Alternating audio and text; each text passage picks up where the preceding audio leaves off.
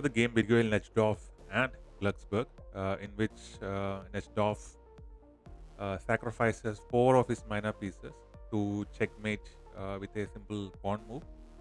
The game is also known as Polish-Immortal and one of the rare attacking games. So let's watch the game first. And this is a Dutch defense opening, and with a Queen Knights variation that's on the board.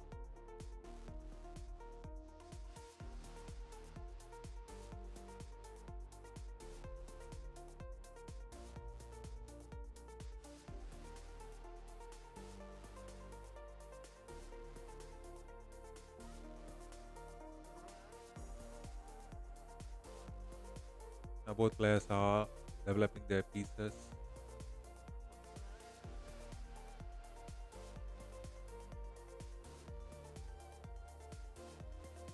Bishop earlier moved to d6, which is a very crucial square with a very open space.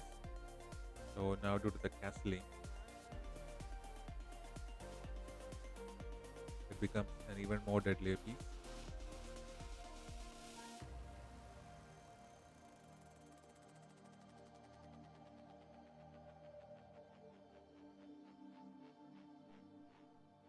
Najdorf create the first attempt to sacrifice, so but Luxembourg didn't take the sacrifice, so Najdorf just reinforced with his knight by moving the knight to g4, supporting the bishop.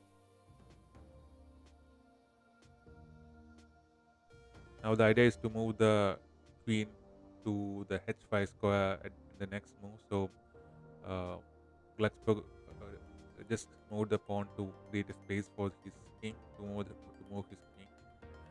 So now this is another sacrificial move, which if it's taken with the rook, it will result in an immediate checkmate in two moves.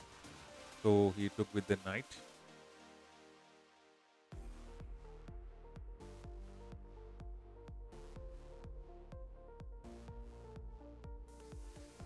Now the second phase of the attack begins.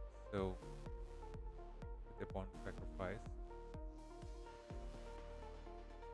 followed by a knight sacrifice.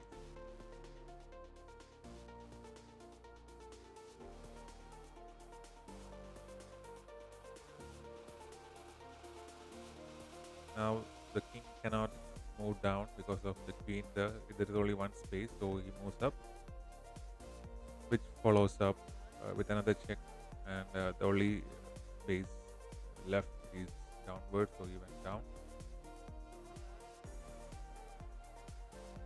But after this move, once the pawn is taken, you will feel that the king is quite safe. But the next move is a brilliant move. So here, the only option is to take, but we'll see what happens. There is another move which could have saved Luxembourg the game. So we'll see that in the end. That's another brilliant move. Now, in the next move, the pawn comes in and it's a checkmate. As you can see, there is no space for the king to move because the rook covers the f file. The rook covers the method of black rook covers the h square, and the queen covers the h file as well. And the other two spaces which were possible squares for the king to move are blocked by his own pieces. So this resulted in a brilliant checkmate, which is quite rare. So now let's look into the game and see the what other possibilities he could have played basically. So here in this move, in move number 11, I believe. So the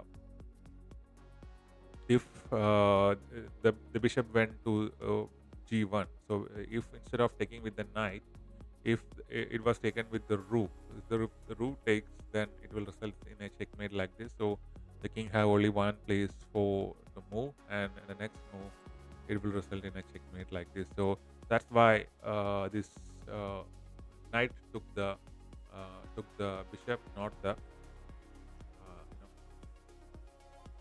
not the rook. So in our games we need to be careful because sometimes there are combinations with rook and knight and rook and bishops which will result in results in checkmate, immediate checkmate, because our king will be blocked by our own pieces mostly. So, or maybe it will be in a corner. So you have to be wary about such pieces.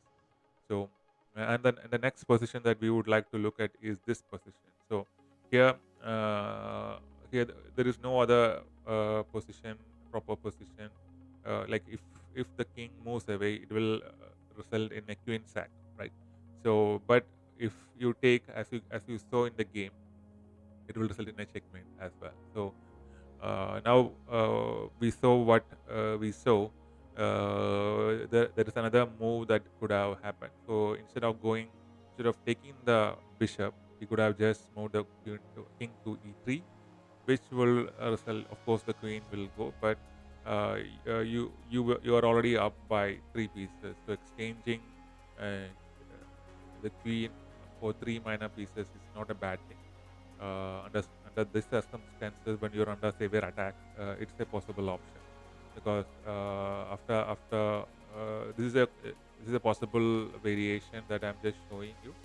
So even if the attack continues, there is space for the king to move away. So the continuation works like this. So even in this position, as you can see, the king is a little bit safe now because of both the bishops are here. You can just maybe move the king uh, to the a3 square and then push the pawn to b3 and then bring the bishop to b2, the the light square bishop, not the gray square bishop to b2, and you can use these bishops at the same time to attack and defend. So it would have been possible, but it was a brilliant game. That's why it's known as Polish-Argentinian.